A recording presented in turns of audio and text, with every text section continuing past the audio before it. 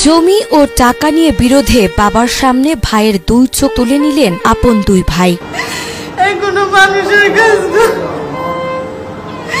এটা কোনো মানুষ করতে পারে না। বরিশালের মুলাদিতে পারিবারিক আর্থিক বিরোধে এই মর্মান্তিক ঘটনা ঘটেছে। নাজিরপুর ইউনিয়নের সাহেবেরচর গ্রামের আশেদ ব্যাপারীর মেজো ছেলে রকুন এবং ছোট ছেলে স্বপন আপন সেজো ভাই রিপন ব্যাপারীর দুই চোখ তুলে নেয়। জায়গা জমি নিয়ে কিছু ঝামেলা ছিল, ওনাদের কাছে কিছু টাকা পয়সা পাইতো আমার বাবা। তো এইগুলোর ঝামেলা মিট করার জন্যই আমার বাবাকে ফোন দিয়ে নিছে। গ্রামে নেওয়ার পরে ওই যে রাত্রে 2:30-3টার দিকে আর কি প্রথমে বাইটা বাবাকে প্রচন্ড পরিমাণ মারছে, পিটাইছে। পরবর্তীতে আর কি যেটা চোখ উঠে গেছে।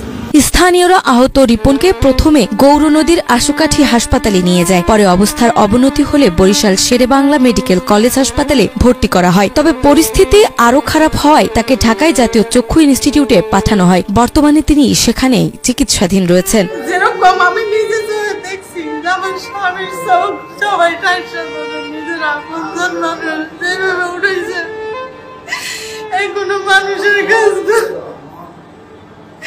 এটা কোনো মানুষ করতে পারে না।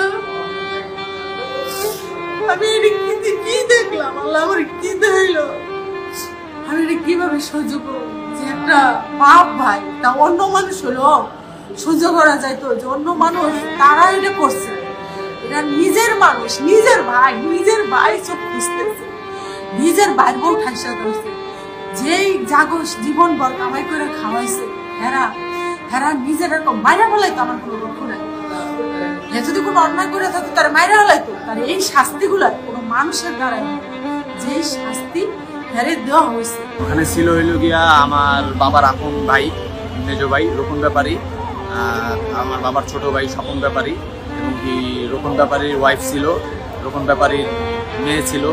এখানে আশপাশে আরো অনেক লোকজন ছিল, প্রায় মোট ওরা 8-9 জনের মতো লোক ছিল। নাজমা, মাই টিভি।